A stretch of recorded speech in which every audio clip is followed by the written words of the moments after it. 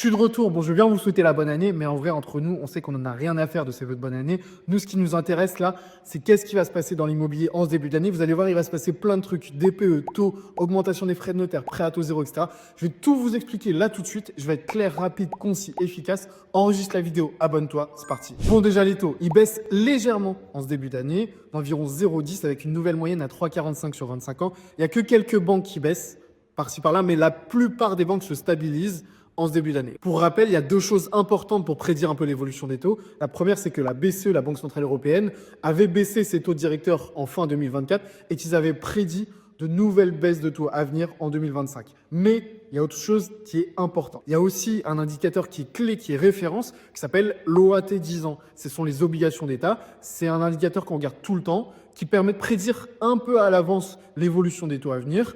Et cet OAT 10 ans là, il a augmenté en décembre de 2,90 à 3,20. Donc ça a pris 0,30, ce qui est une forte hausse. Et donc, on ne peut pas prédire à aujourd'hui l'évolution des taux de crédit immobilier sur 2025. On pense que ça va baisser légèrement. À combien? 3%, 2,5% ou 3,5%? Personne ne peut savoir. À titre informatif, le taux d'usure, il a été recalculé au 1er janvier. Il passe à 5,67, ça a baissé de 0,18.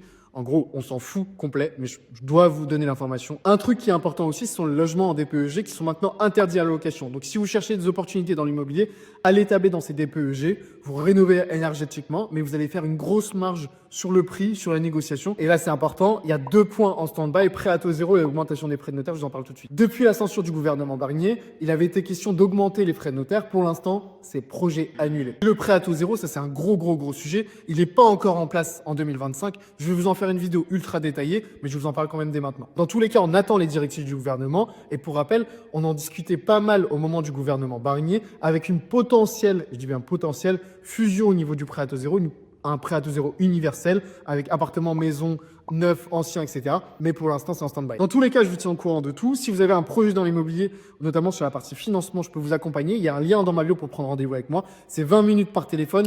On avance sur votre projet, on détermine votre capacité d'emprunt, votre solvabilité, la faisabilité de votre projet. Je vous donne des conseils, etc. Tout ça par téléphone. C'est gratuit ce premier rendez-vous pour que je puisse vous accompagner derrière. Prends rendez-vous si ton projet il est sérieux. Abonne-toi. Ciao.